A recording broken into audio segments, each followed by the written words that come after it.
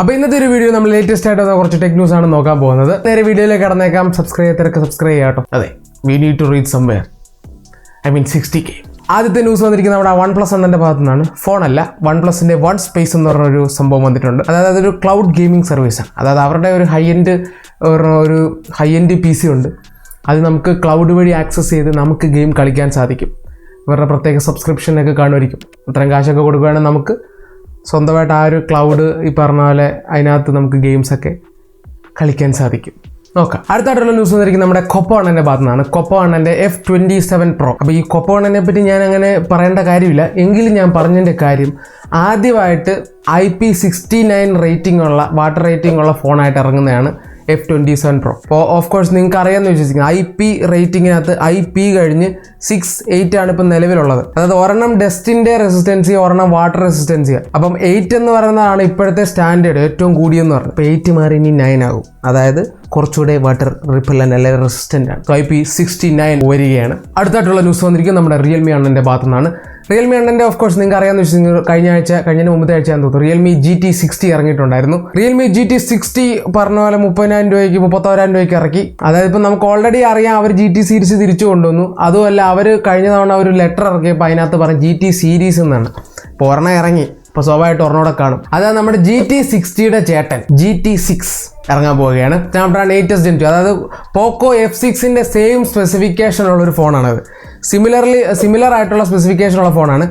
എങ്ങനെ പോയാലും അത് 35 രൂപയായിരിക്കും പ്രൈസ് ചെയ്യുന്നത്. കാരണം ഇത് 31 ഇപ്പോൾ പ്രൈസ് ചെയ്ത സ്ഥിതിക്ക് എനിക്ക് തോന്നുന്നില്ല അത് ആ റേഞ്ച് വെക്കും എന്നുള്ളത്. പക്ഷേ ആ റേഞ്ച് വെക്കുന്നതാണ് അതിൻ്റെ വാല്യൂ. കാരണം ഇത് GT60 ഇച്ചിലൂടെ കുറയ്ക്കേണ്ടതായിരുന്നു. അതുമല്ല, ജൂൺ 20 അത് ലോഞ്ച് ചെയ്യുന്നുണ്ട്. അതാണ് പ്രധാനപ്പെട്ട ന്യൂസ്.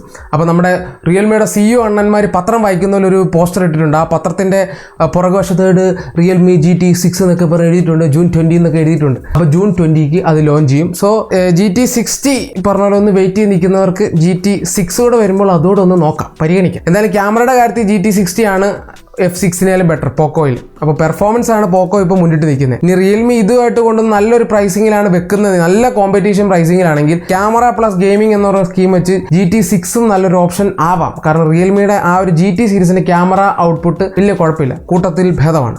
നോക്കാം. അടുത്തായിട്ടൊരു ന്യൂസ് തന്നെ നമ്മുടെ വിവോ അണ്ണൻ്റെ ഭാഗത്തു നിന്നാണ്. വിവോയുടെ Fold 3 വരികയാണ്. അതെ, ഇന്ത്യയിലേക്ക് ജൂൺ 3 വരും. ഈ ഒരു ഫോണിന്റെ പ്രധാനപ്പെട്ട പ്രത്യേകത എന്ന് പറയുന്നത്, ഈ ഒരു ഫോണിൽ നമുക്ക് സ്നാപ്ഡ്രാഗൺ 8 Gen 3 ഉണ്ട്. അതായത് 8 Gen 3 ആദ്യമായിട്ട് ഫോൾഡിൽ കൊണ്ടുവരുന്നത് വിവോയാണ്. ബ്രൈറ്റസ്റ്റ് ഡിസ്പ്ലേ വിത്ത് 4000 nits ഉണ്ട്. ക്യാമറ കാൾ സൈസിന്റെ ട്യൂൺ ചെയ്ത ക്യാമറയാണ്. അപ്പൊ നോക്കാം വിവോ Fold 3. അടുത്തായിട്ടുള്ള ന്യൂസ് വന്നിരിക്കുന്നത് നമ്മുടെ സ്നാപ്ഡ്രാഗൺ കോൾക്കമിന്റെ ഭാഗത്തു നിന്നാണ്. അപ്പോൾ ഇതൊരു എക്സൈറ്റിംഗ് ന്യൂസ് ആണ്. കാരണം സ്നാപ്ഡ്രാഗൺ 8 Gen 4 എന്ന് പറയുന്ന ചിപ്സെറ്റിൽ ARM Cortex-ന്റെ X series core use ചെയ്യത്തില്ല എന്നുള്ളൊരു കേൾവിയുണ്ട്.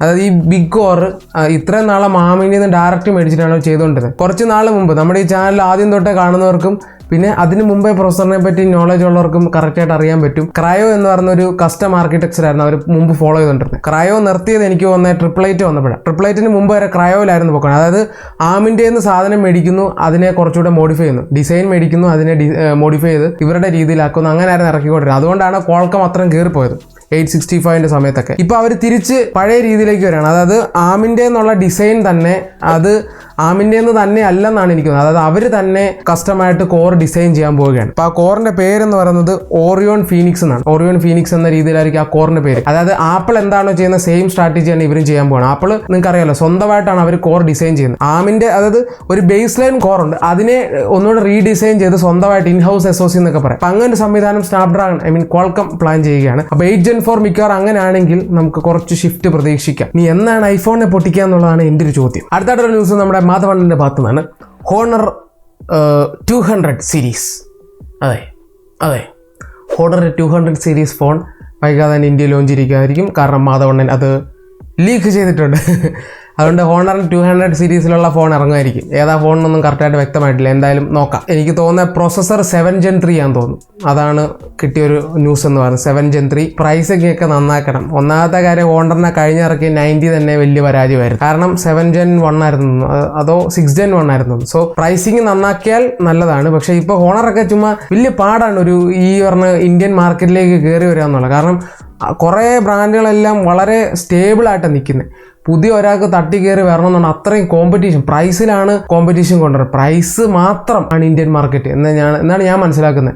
അല്ല ഫീച്ചർ കൊടുക്കുന്നോ പ്രീമിയം ഒന്നുമല്ല. പ്രൈസും ഫീച്ചർ രണ്ടിൻ്റെ ഒരു ബാലൻസിൽ വരുവാണെങ്കിൽ മാത്രമേ. എനിക്ക് തോന്നുന്നില്ല ഇവരെന്താ ചെയ്യാൻ പോകുന്നത്. കാരണം എനിക്ക് വലിയ പ്രതീക്ഷയില്ല. അവർ മാധവണ്ണൻ പണ്ട് തൊട്ട് ഈ പറഞ്ഞ പ്രൈസ് കയറ്റി വെക്കുന്ന ഒരു സ്വഭാവം ആയതുകൊണ്ട് എനിക്ക് വലിയ പ്രതീക്ഷയില്ല. എന്തായാലും നമുക്ക് നോക്കാം. ഇനി എങ്ങാനും കണ്ണു തെളിപ്പിക്കുന്ന പ്രൈസ് ഉണ്ടെങ്കിൽ മാധവണ്ണന് നല്ലത്, കമ്പനിക്ക് നല്ലത്, നമുക്കും നല്ലത്. അടുത്തായിട്ടുള്ള ന്യൂസ് നമ്മുടെ മീഡിയാടെക് അണ്ണൻ്റെ ഭാഗത്തുനിന്ന് Dimensity 9400 പറ്റിയുള്ള കുറച്ച് ലീക്സ് വന്നിട്ടുണ്ട്. 9400 കുറച്ച് പേര് എന്നോട് ചോദിച്ചായിരുന്നു. Cortex X925 എന്ന പേരിലായിരിക്കും ആദ്യത്തെ പ്രൈം കോർ സൂപ്പർ കോർ ഉള്ളത്. Cortex X5 ആണ് എക്സ്പെക്റ്റഡ്, പക്ഷേ അതിന്റെ പേര് X925 എന്നാണ്. അതായത് മാർക്കും ഭ്രാന്താണ്. അതെ, പിന്നെ കോമ്പിനേഷൻസ് ഓഫ് കോർടെക്സ് X4 ഉണ്ട്, 3, പിന്നെ കോർടെക്സ് A720 ഉണ്ട്. അതായത് ഇതും ഭയങ്കര പവർ പാക്ഡ് ആണ്. ഇത്രയും പവറൊക്കെ വേണോ എന്നുവെച്ചാൽ അങ്ങനെയല്ല, ഇത് സ്റ്റേബിൾ ആയിട്ട് വെക്കാൻ പറ്റുമെങ്കിൽ നല്ലതാണ് കേട്ടോ. എന്തായാലും നോക്കാം അടുത്ത തവണ അത് വരുമ്പം Qualcomm എന്ത് ചെയ്യും, ഇവരുടെ കോമ്പറ്റീഷൻ ഇത് എങ്ങനെ മികച്ചിരിക്കും എന്നുള്ളത് നോക്കാം. അടുത്തായിട്ടുള്ള ന്യൂസ് എനിക്ക് പേഴ്സണലി വളരെ സന്തോഷം തോന്നിയൊരു വാർത്തയാണ്. ഈ പറഞ്ഞ പോലെ തന്നെ ന്യൂസിന്റെ ലാസ്റ്റ് വാർത്തയും കൂടെയാണ്. Pixel 10 സീരീസ് മുതൽ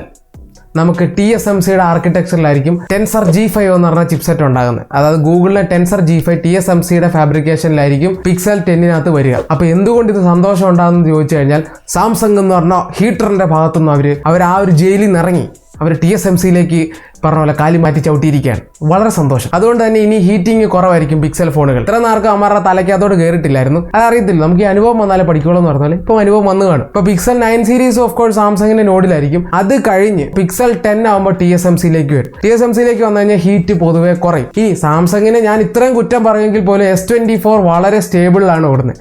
എക്സിനോസിന്റെ ഇത്രയും നാൾ അതിശയിപ്പിക്കുന്ന ഒരു തരം പെർഫോമൻസ് ആണ് S24. അത് എടുത്ത് പറയേണ്ടതാണ്. അത് പറയണം, അതും പറയേണ്ടി വരും. അതായത് അവർ S24-നകത്തുള്ള എക്സിനോസ് 2400 ആണെന്ന് തോന്നുന്നു. അത് വളരെ നല്ല രീതിയിലാണ് അത് സെറ്റ് ചെയ്തേക്കുന്നത്.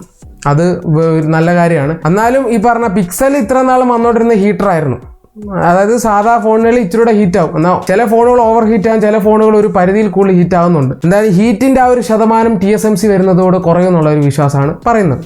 നോക്കാം. അപ്പോൾ അതൊരു സന്തോഷമായ വാർത്തയാണ്. ഓൾറെഡി എനിക്ക് തോന്നുന്ന ഒരു കുറച്ച് നാൾ മുമ്പ്, ഒരു വർഷം മുമ്പ് ഒരു ടെക് ന്യൂസിൽ പറഞ്ഞായിരുന്നു പിക്സലിന്റെ ഇപ്പോൾ TSMCയിലേക്ക് അവർ പതിയെ മാറുന്നു. അത് 9 സീരീസ് വരുമ്പോഴാണ് നമ്മൾ വിചാരിച്ചത്, പക്ഷേ 10 ആണ്. നോക്കാം എന്തായാലും. അപ്പോൾ ഇത്രയൊക്കെയുള്ള ന്യൂസ്. പുതിയൊരു വീഡിയോ എല്ലാവർക്കും